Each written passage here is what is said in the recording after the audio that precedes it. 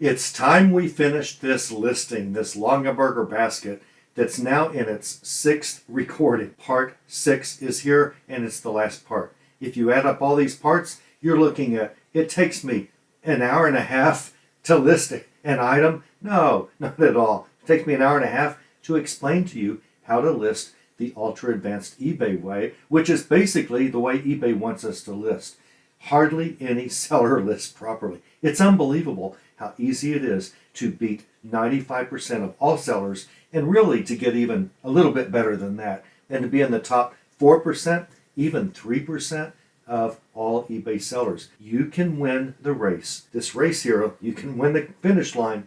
You can beat most sellers who try to compete against you if you just do a few things right.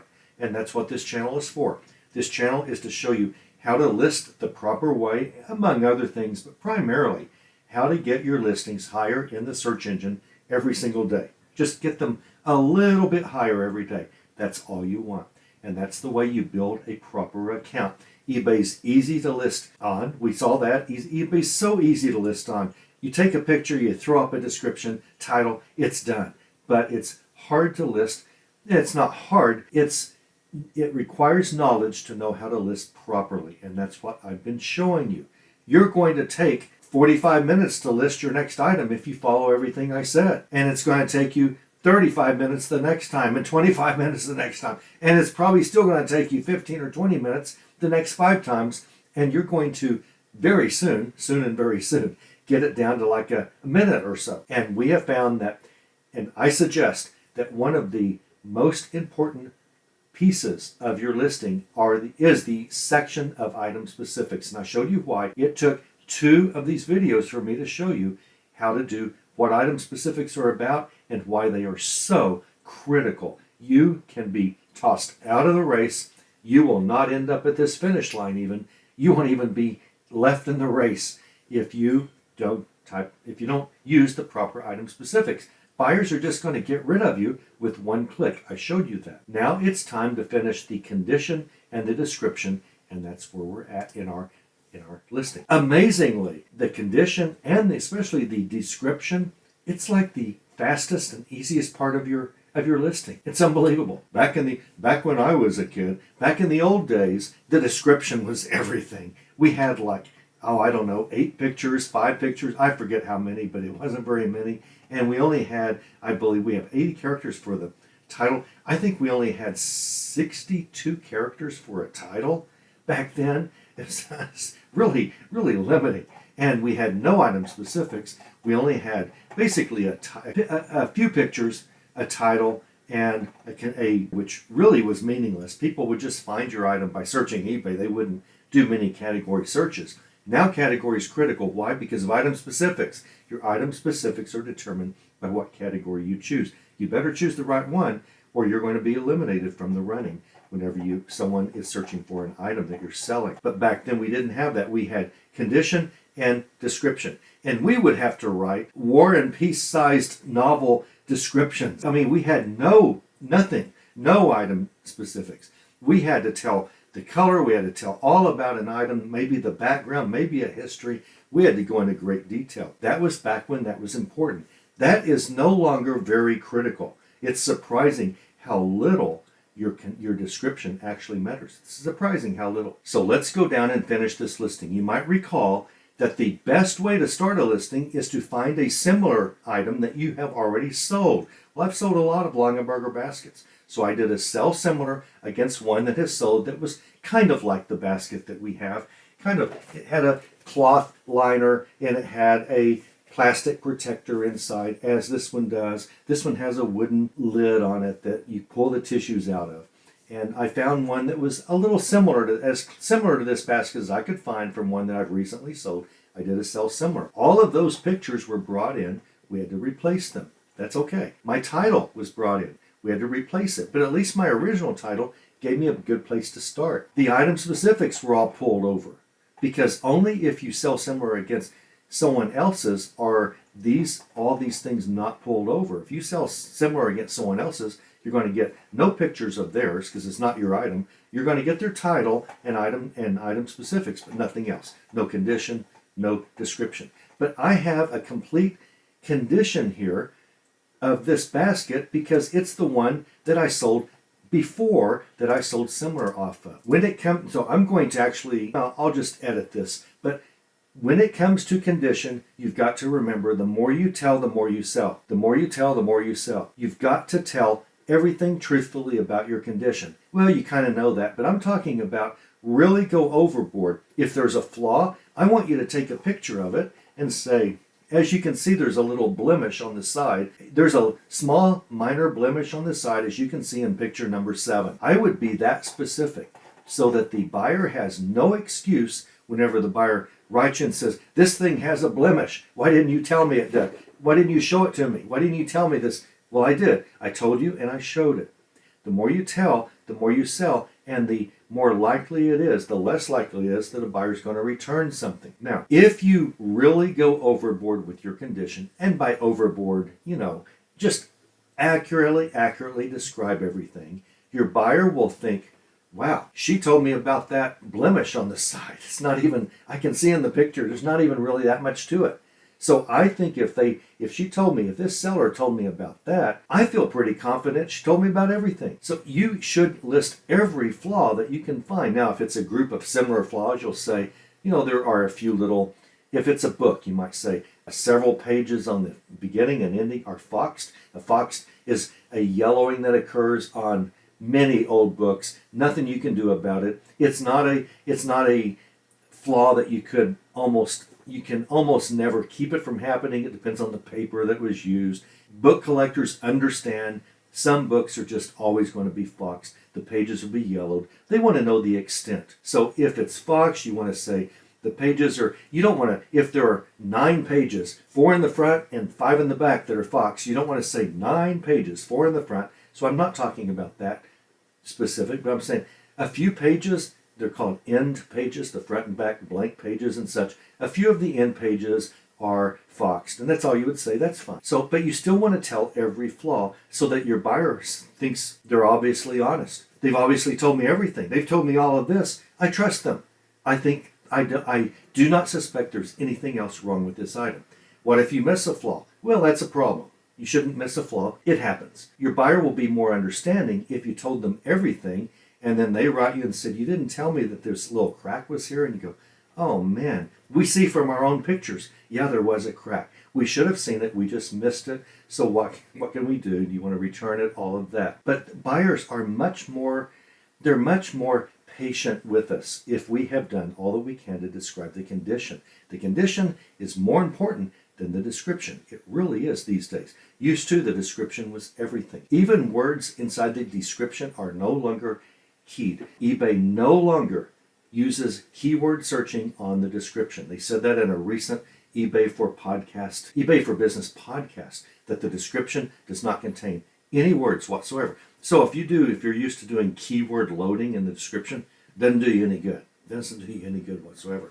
Don't waste your time. Now, this basket is actually pristine. There's nothing wrong with it. It's a new basket that is, I can't say is new because I don't have the original box or the package for it. So I'm just going to look at what I did before and edit this. Lovely basket with a beautiful green cloth liner and a removable plastic liner with its original barcode sticker. Okay, the basket is in lovely condition and celebrates the work. Now, this isn't a basket that was a breast cancer awareness basket like the one I sold similar off of, so I'm going to delete that. There are no handles. The wood lid is beautiful. Okay, here's what I like to do. This gem, I call a lot of things gem. This basket, this gem, has no cracks, no blemishes, no loose weed, no soils, no abuse, no signs of previous use, and I'll just say that, and no sign. Now, I would prefer to type this in italics instead of all uppercase. There's no eBay rule against all uppercase on words like this in the condition, but in the condition, we don't have the ability to do italics. We do in the condition, the description. So I just do all uppercase. I don't care what I sell, you will almost always find, if I'm selling it, I'm going to have a no line. I'm going to say, I'm going to find a bunch of things that are sometimes wrong with the item I'm selling that is not wrong with this one. Now, I might have described 15 items, 15 things by the time I'm done that's wrong with it, but I'm also going to describe a whole lot of no's. No, now this one, there's nothing wrong with it, but I'm going to say no cracks, no blemishes, no loose ways. If it's a book, I'm going to say no writing, no creasing, no loose pages. No, if that's all true. If it's not true, if there's some writing in it, I'm going to say in the condition, there's a little bit of writing. Here's what I say. A previous owner neatly wrote in pencil a few margin notes, but this in no way affects the text, if that's true. So I can't say no writing in that case, but I'll say no soiling, no mildew, no mold, no odors. I will have a no list in every condition I write. It just is a way to add a positive slant to anything. If I have 15 things wrong with this, I'm still going to find 4 or 5 or 6 things that are just fine with it. And I'm going to say no cracks or whatever that is. Now in this thing, there's really nothing else to say. It's a like new basket. It's great. So now it's time to describe. And so I might normally write even a little bit longer than that, but there's nothing wrong with this. So there's nothing really to say. Now, when it comes to the description, I tell you, buyers don't read descriptions. They just almost never read a description. And especially us men, I'm telling you. We just search, see, click buy. Search, see, click buy. We don't want to mess with it. We don't want to read a bunch of descriptions generally. And really, men and women are like this, more likely than ever before to not read descriptions. You don't want a long description. Most of my description, as you're going to see, is just what I call boilerplate text. I'm going to delete all of that. And okay, so this is a cute Longaberger tish basket that is lovely and like new in every way, except we not have the box for it, the original box. The lid is a wooden lid full tissues. That's about all I can say. I'm not going to say any more. I've already spent a minute or so by now. So I'm tired of it, and people don't read long descriptions. I now have my boilerplate text. I've told you before that I use abbreviate. That's a keyboard expander. Here's where I use it always. I type in, here's what I do. I type COND for condition and press F8, and that expands it and does I told you most of my descriptions are just boilerplate text. Very little actual description in almost every case. A line or two. That's all they want. If they even look at the description, I want them to find something. Most sellers don't put anything. I want them to find something on mine that looks good. I like to use eBay's bulleted list. I think it looks far better in a description than just putting lines of text. Here's what my description always says. Note, please see the seller notes about the condition above for all the details. Why do I say that? It's to give the buyer less of an excuse. I even reminded you here, be sure and look at my condition. Ships from a pet-free and smoke-free home. That didn't used to be the case. We had a dog, and we lost the little guy after many loving years. And so we now have a pet-free home and a smoke-free home. I said it ships from a pet-free. What if we got it at a garage sale? Was there smoking? Well, if it has an odor, I'm going to really state the odor or try to get rid of the odor or not sell it if it's a smoke odor. But if there's no smoke odor and no pet hairs or anything, I'm going to say ships from a pet-free, smoke-free home. Maybe it came from one. Maybe that's where I got it. I don't know. I'm just saying it ships from, and that's true. Shipping note. We refuse to profit from your shipping, and we will include multiple options so that you can select the mailing method that works best for you and costs the least. That just means I'm going to offer you postal service, and FedEx, and local pickup. I'm going to give you several shipping options. But I tell them, this is for you. I want you to pick the one that's best for you. We refund any excess shipping costs you pay if you order more than one item and pay for all of them in one eBay cart. That's true. But if they just buy 3 things in a row and I have to ship them all separately or something, they don't get a discount. If they buy 2 or 3 or 4 things all in one day and I ship the next day, I will combine them into one box if it can be done. If a glassware, I'm not going to sell an anvil and a precious English teacup in the same box. I'm not going to ship them. They're going to be shipped separately, even if you bought them both at the same time on the same day. I'm going to ship them separately, and I'm not going to give you a discount. I'm not going to refund you for buying them both together. Note, we cannot combine outside the USA orders. That is changing. That is beginning to change. As of the time of this recording, eBay is allowing some combination of international shipping. So we'll see how that falls out. It's not fully here yet. Finally, we are not allowed to ship via UPS or FedEx to P.O. boxes. I think you ought to say this.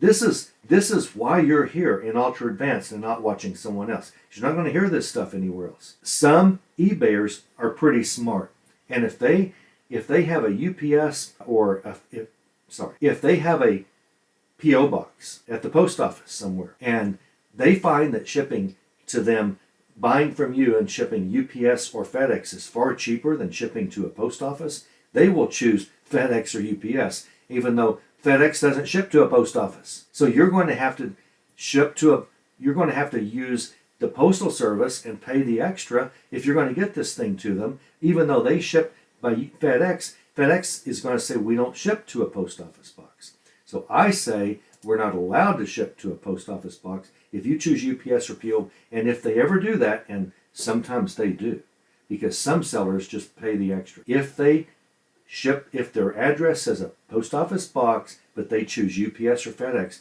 I will cancel that sell, and I'll say a problem with the address. That's one of the options. And that's true.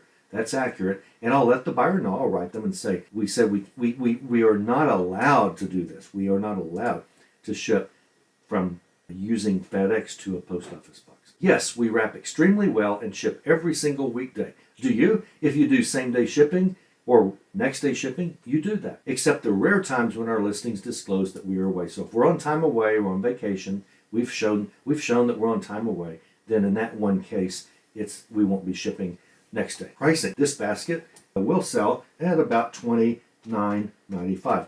How do you price? Well, if you're a good seller, you price in the upper range of the selling ranges. You don't overprice and hope someone sends you an offer. That's dumb. That'll never happen many times. They're just going to move on. There are too many people competing against you. But if the prices in the last 2 or 3 months have been from $15.95 to $30, I'm going to price very high on that very high edge of the range because I'm a good seller and I can get it. And my items appear high in the search engine. And if you keep listening to me, so will yours. And the more you sell, the more you can raise your price closer to that search engine. If you have a fairly new account, if you don't sell a lot yet, if you've been okay successful on eBay, you're going to want to be in the mid-range of the prices that have sold for in the last few months for your item in your condition. If you're brand new to eBay, you're going to have to take a little haircut.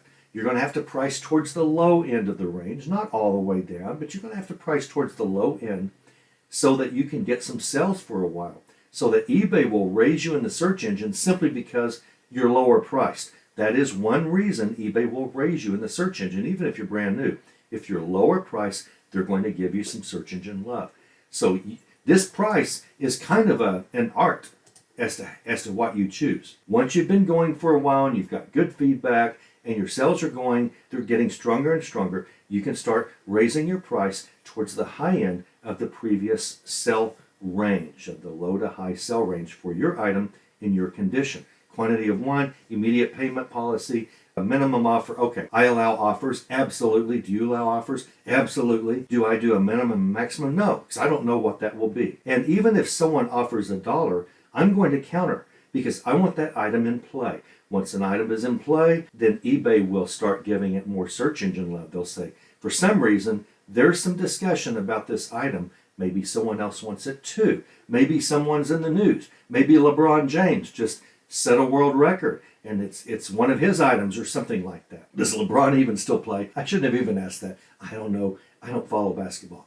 But I mean, I like it, but I don't follow it. So I don't know if he's still playing or not. But don't do, if you listen to me, don't do minimum offer, don't do auto accept. Don't do that. You might think, well, it's less I have to do. Yeah, it's going to be less you sell also. Be sure and always check that you will accept an offer, but don't fill this out. Private listing, no, don't do anything like that. And then you should do a shipping policy. You might see a different thing here. You might see a more involved shipping selection, I use shipping policies. I'm going to show you how to do that in this group on this channel. But for now, if you use shipping policies, you're fine. You know what this is. If you don't, then you're going to have to choose one or more shipping options for your buyer. I would always do postal, and FedEx, and local pickup. Now, if your item is oversized, you probably shouldn't do post office because that's going to be far more than UPS or FedEx. And it's going to be the first thing that eBay shows for some odd reason. I don't know why they still do that.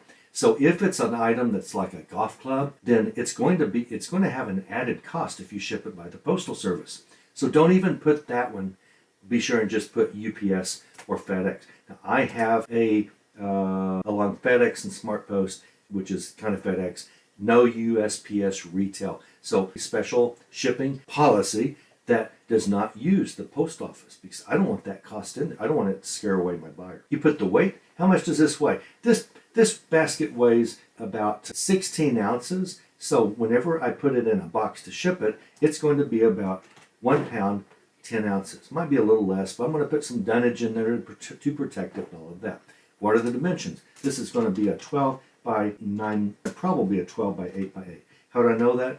I just know from experience. And if the box is a little bit different that I end up using, it's okay as long as it doesn't push it into an oversized measurement, which this won't. It could be a 8 by 13 by 6 box. It doesn't matter. You don't have to put the exact box size here, only whenever you finally wrap it to ship it. Okay, what is your promoted listings rate? I've done a video on how to do promoted listings. You're going to see it at the end of this. There'll be a link to it at the end of this video to show you how you determine what promoted listing rate you choose.